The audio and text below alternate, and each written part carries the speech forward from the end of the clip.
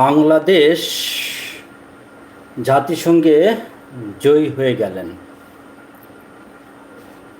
অর্থাৎ জাতিসংঘের যে সাধারণ পরিষদ, সেই সাধারণ পরিষদের সভাপতি পদে জয়ী হয়েছে বাংলাদেশ। এই মাত্র কিন্তু সংবাদটি এসেছে।